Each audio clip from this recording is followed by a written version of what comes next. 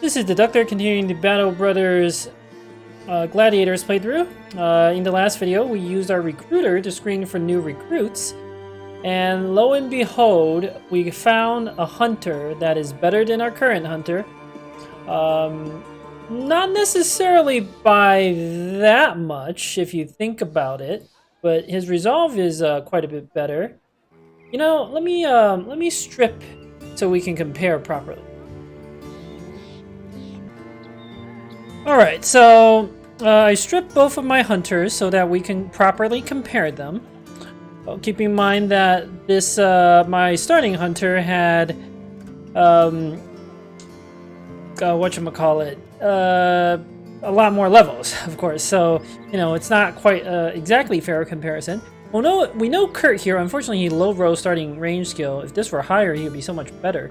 But he'll get 92 range attack, which is fine. That's guaranteed. This hunter could be anywhere from 88 to 86. So the range attack gain isn't that significant.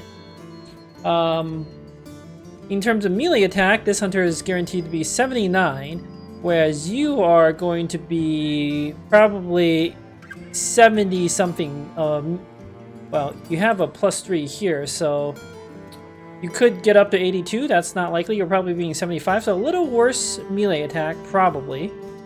You have a lot worse defenses, especially range defense. That could matter. Fatigue is a little bit lower, but it's about 4 more levels or 5 more levels worth of fatigue, of max row fatigue, and then or 4 more. So that seems comparable. Initiative is quite a lot better. That's not irrelevant for a hunter. Being able to go first sometimes can be very useful. Like that initiative is not irrelevant. It means I can like up initiative from time to time. And your resolve is much better, which generally doesn't seem to matter as much on a hunter, but it can matter. It means when you kill, you're a lot more likely to get confident. And confident is plus 10% to range attack, which is huge. So this hunter is, like you can see, even a quote-unquote bad hunter is still quite usable, right? This better hunter, he's like a, in my opinion, kind of a slightly above average hunter. Not the best, certainly. We can get much better, but he's acceptably good. Like this is kind of the minimum requirement for my end game character. Like he's fine. He's a fine character, and he's a slight upgrade. It'll take him about 30 to 40 days to get up to level 11, but we have plenty of time. I don't mind doing that. And now that we know the company, I can prepare to build a lot better. I don't know if I need Pathfinder. We're gonna go the hybrid, I think, bow throwing duelist type build. It's gonna be, well,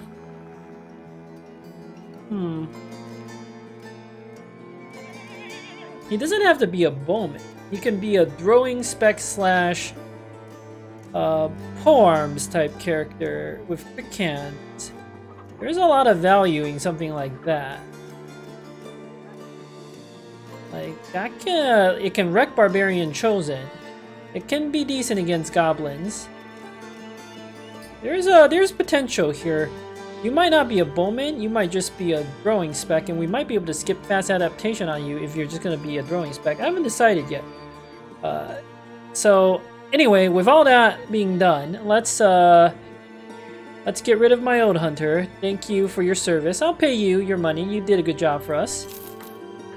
And Kurt here is going to be renamed hybrid of some sort.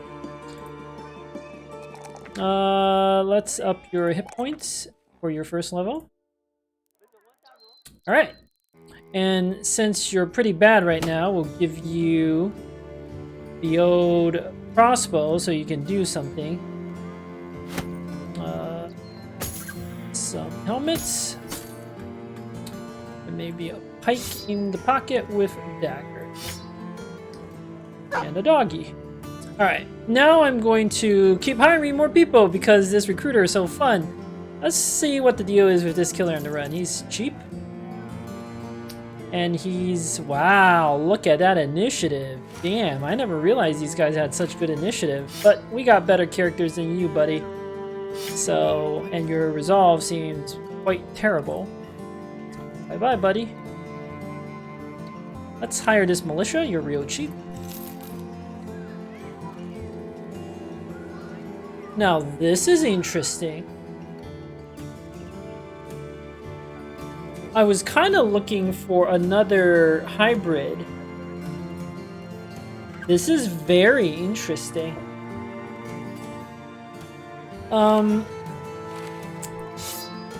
Let me do this first. I was gonna try out. I guess I could have tried out these two first, but he was so cheap, that other militia. Brute, Ego Eyes, not a huge fan on Brute, unless it's like on a Sword Master or someone who starts with really high melee attack. Let's check out this Beast Slayer. These are fine, like, I don't mind them. I would roll on them, but I have to fire someone else. And I'm a little wary of firing too many people who are decent. I want to compare the Wildman and the Sellsword. But I also kind of want more Battleforged characters. I have 1, 2, 3 Battleforged characters, 4. Probably rather get rid of... I could get rid of the Fisherman, finally.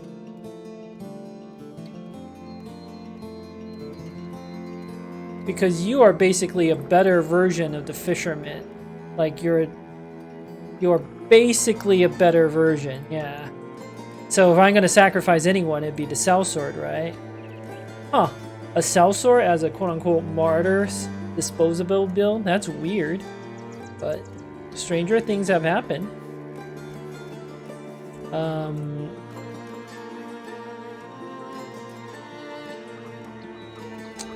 Yeah, I guess it's time to let the Fisherman go. Because I kind of want to see what the deal is with this Beast Slayer. Alright, buddy. You served us well for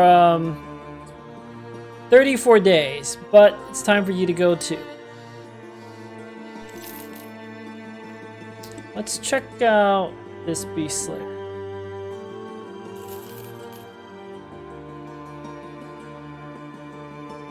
Again, interesting. Huh. Wow, those are really high initiative.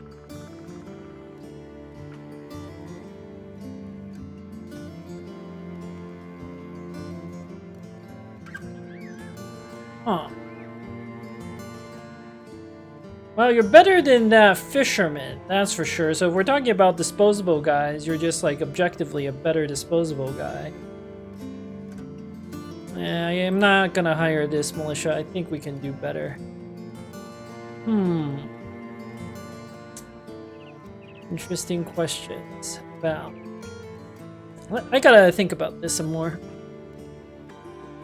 Alright, so I paused the video to think very carefully about what I want to do next. This militia will keep around as a hybrid, maybe a crossbowman or something. I'm not too sure. You're okay. You're kind of like a much worse version of the Sellsword from my Lone Wolf campaign. But you'll be acceptable enough for now. So we'll keep you around. The most interesting characters here are this Sellsword and this Beast Slayer. So, in hindsight, I could have gone a different build with this Sellsword, especially because, if I recall correctly, his starting defense was actually pretty respectable. If you find a character with stars and hit points and decent fatigue, although your fatigue is very problematic on this Sellsword, there is a type of build you can do known as the Nimble Indomitable Psycho Tank without adrenaline. Sir Conrad actually did that during the Black Monolith in my Lone Wolf series. The idea is you pump hit points, obviously, for Nimble. Ideally, you should really have stars in defense or really good starting defense. And then you pump fatigue.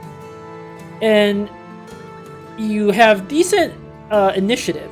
What happens is, if you have really high fatigue and you go Nimble, for every point of fatigue that you lose, your initiative drops. So you cycle between. So you start out with a lot of initiative, right? You shield wall, indomitable, etc., etc. You run out of fatigue, and you'll get to like, you'll be at like 100 fatigue after equipment, and then you'll end up with like 85 fatigue or something. And your initiative will drop to like, ideally, if you set it up right, it'll drop to 0 or below 0, which is lower than most things in the game, except for maybe some of the super slow enemies like the Ancient Dead with the super heavy armor or something. But if you have enough fatigue, you can psycho it so that you're even lower initiative than those Ancient Dead. Like, you're slower than pretty much anything in the game. And then when you recover and end your turn immediately, you shoot all the way back up to the start of everyone else except like dedicated initiative builds. Then you do your shield wall indomitable cycle again, and in that way you maintain infinite shield wall indomitable. Now, what made the old build so powerful was if you have Battle Forge with Adrenaline recover, it's not possible anymore. Indomitable reduces damage so much you pretty much never take hit point damage until your armor is gone, and your armor is almost unkillable due to Indomitable and Battle Forge. This build is a lot weaker than that. Among other things, you'll be vulnerable to Fearsome, the new Fearsome now. But I still kind of want to see how effective that build is, because permanent shield wall indomitable is still really strong. Like in any universe, permanent shield wall indomitable, let's imagine you don't even have any stars in melee defense, right? Like, or this character. Just with shield expert and shield wall, you gain with a heater shield 48 defense off of that. So giving you 50 defense without investment. And you're going to invest a little bit. If you find a Fame Shield with plus defense, that goes even higher. So, like a really, really good cycle tank like that can achieve 100 plus defense. And keep up permanent indomitable, which is insane. Like, you're unhittable, and when you hit, like when you get hit, it doesn't hurt. This character's problem is, like, if you have 2 stars in defense, easy auto build. You also, unfortunately, did not roll high here. So I do want to test this build out. I'm not going to make you an attacker. I'll take the +1 defense roll. Let's see how far I get with this. Who knows? Maybe you'll die. But if you die, like, whatever. It's not that big of a loss. Alright, enough talk. It is time for us to set out to explore the wilderness and kill some orcs. So let me pause the video here. Okay, I reorganized the company. This is what we're going to go with to complete our kill orc camp ambition. We have quite a few new recruits, but let's go out to the wilderness and hunt some orcs. Our high-level guys like Spartacus, the Butcher, and Gannicus should be able to carry the rest of the squad. We do have Crixus who can tank, and our Gravedigger with the whip. So all in all, pretty good squad here. Let's go out and see what we can destroy. Let's head this way because orc territory seems to the east. We have plenty of food, plenty of tools. Now, the retinue. I can replace the recruiter. I kind of don't really need you anymore. And we could, for instance, get the bounty hunter. Significantly increases the chance of encountering champions. But is it going to trigger right now? And the recruiter still has some uses.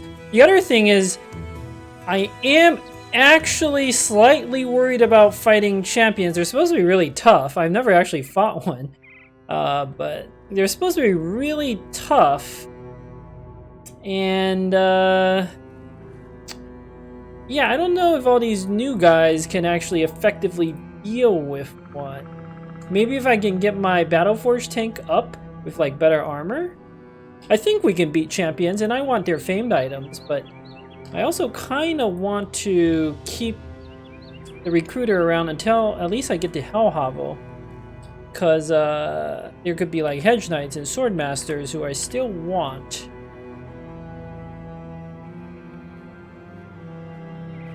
How Is there anyone else I could replace?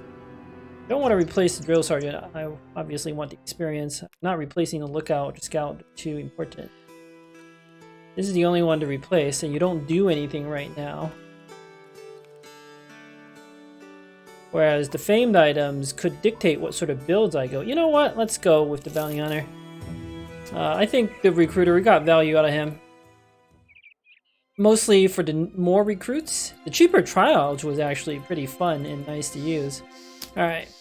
Let's see how this works. I don't even know if it's going to spawn us champions so early in the game. But maybe it will. You lose bread. Okay. It's fine. We have plenty more food. As we kill orcs, we'll get strange meat, which is a kind of food.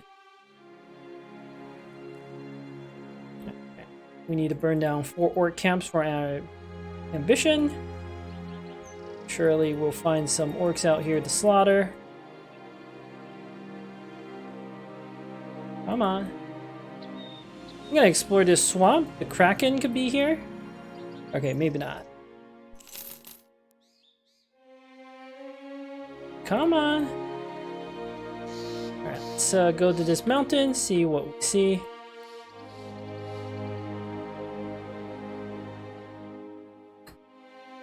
That temple is a legendary location, but it's holy water, which you don't really need right now, so whatever. I don't like how we haven't found anything to kill yet. That's always a good sign. We can come circle around and kill that orc camp later. I want to keep going east. The further from civilization, the higher the chance of famed item.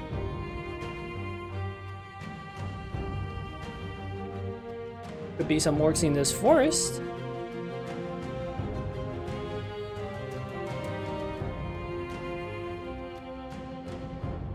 Come on, give me something to kill, or beasts, or anything. Where are all the enemies? There we go. Is that a warlord? Or is that a warrior? I can't tell. Whatever, we're killing that. Ooh, a plethora of orc young. We should fight these first to gain experience. We only have 1 Indom now. So that's a little worrying.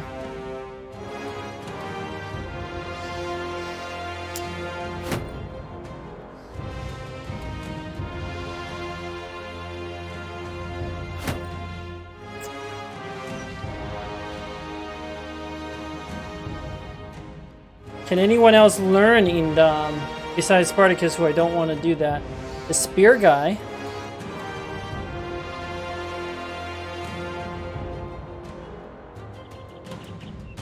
I could have a second spearman. That might actually come in super handy here.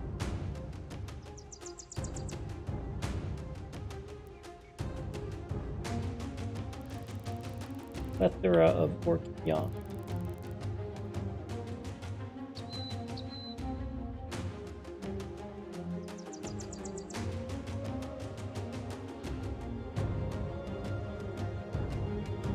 Crixus will of course have to Indom some. This tank gets hit, that's quite alright. Difference in defense is basically non-existent. Spear will on one side have Crixus. You get hit a little bit, which is fine. Who else can tank a hit? Who can kind of tank some hits? Who has good defense? That's what I'm looking for.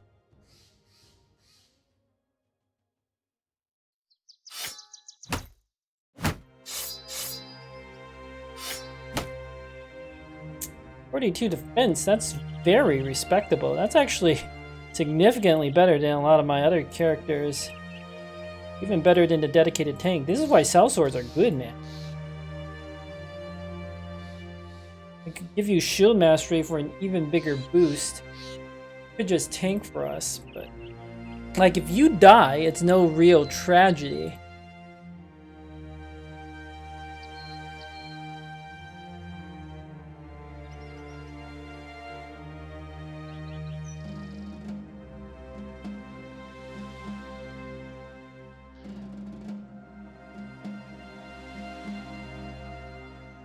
this.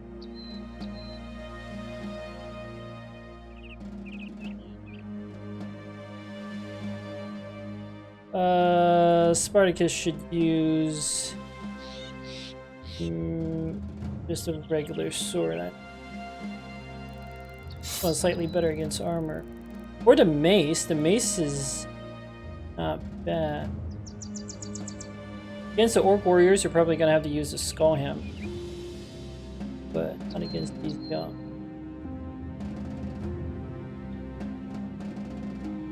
Something like this. I feel like I need to assign the perk points for this sellsword, if only for the battle and on this Daydailer. Huh, let me think. Alright, I equip my company, and picking perk points is going to be difficult, but we need maximal flexibility here. So on the Daydailer, I'm going to pick the old footwork, which is reliable. And what else was I going to get you? Footwork to get away, and Pathfinder to help reposition. And save a little bit of fatigue, which is quite relevant for a spearman. This sellsword, I honestly don't know what I'm doing with you, so recover could come in handy. And then I kind of want to pick rotation, even though you just don't have the fatigue to use it though. Recover might actually do something. Like, it's tempting to pick up something like Shield Expert for the coming fight. You sit there, you spam shields. It's not the worst thing, but then you're sort of locked into some sort of a shield type build, like a tank type build, and it wastes your melee skill a bit. We could always go gifted. That's actually quite a solid pick here, and we kind of need a power boost, and I don't think it's a bad thing. I'm gonna up resolve since that's where you're most problematic. Yeah, a little bit of extra power boost here doesn't hurt. And Spartacus, I just can't assign. Like, I need to know what weapon. Maybe the orc, what we get from the orc champion will tell us what weapon we use. A good orc weapon is awesome. All right, 15 orc young is not trivial. Let's let them come to us as usual. Is there any sort of blocking terrain we can use? We could retreat ourselves uphill and gain a strong advantage that way. That seems like a good call. Yes. We need to do this fight very cleanly because right after this there's a big camp of orcs with a champion of all things to fight. Never actually fought a champion before. If that champion gives us too much trouble, I'm going to fire the bounty hunter until our party gets stronger. But we'll find out. I'm expecting the champion to be like a little worse than a... Well, it's an orc, right? Like, how hard could an orc be? They're easy to hit. I'm more terrified like a swordmaster champion or something like that. We have nets.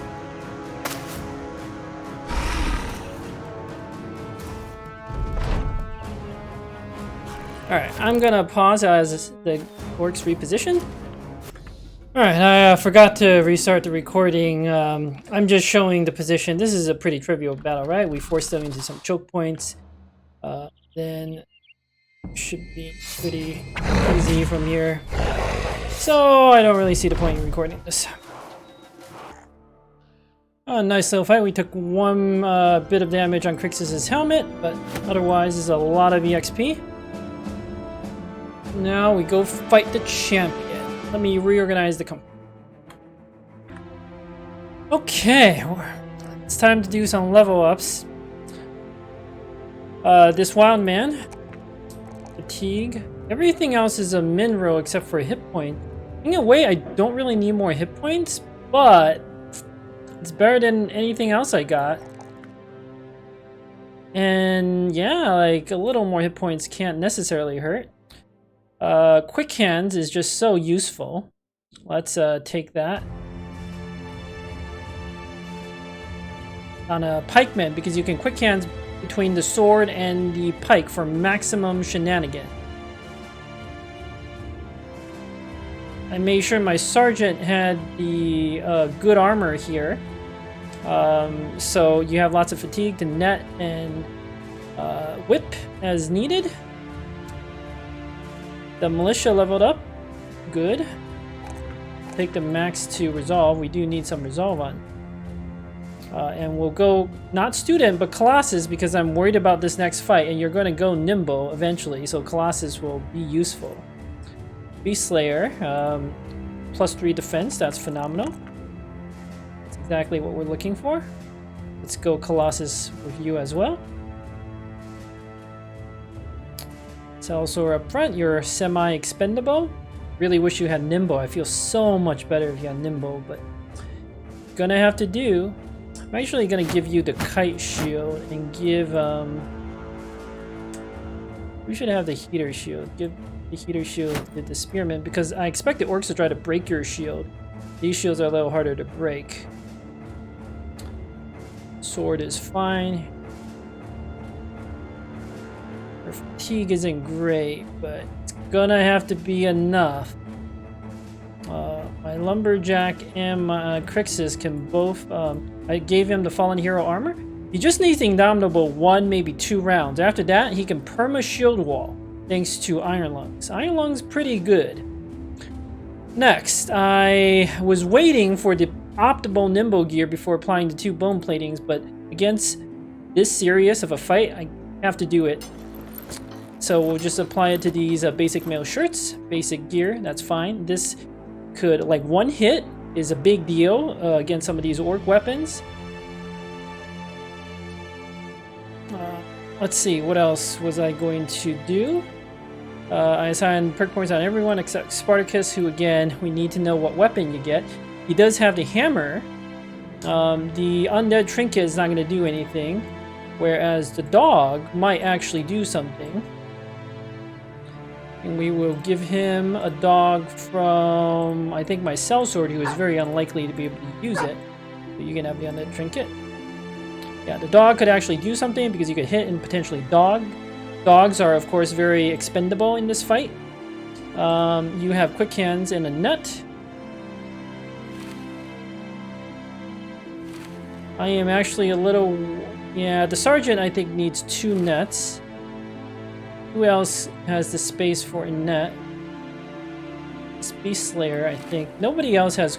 Gannicus has quick hands, but I have to make sure you have the combo like this with the mace. So Gannicus can't do it. Butcher, I put... This is only 2 fatigue in your inventory. It could come in handy even without quick hands, you never know. Spear is good. Wildman, you shouldn't need that much fatigue because you're a pikeman without Berserk or Killing Frenzy. It's actually kind of tempting to take the heavy axe. Let me just double check something. 168 to 202. But the damage here is split between the body and head. Whereas the damage here is not split. Plus the stagger could come into play. So I'll use the Skull Hammer.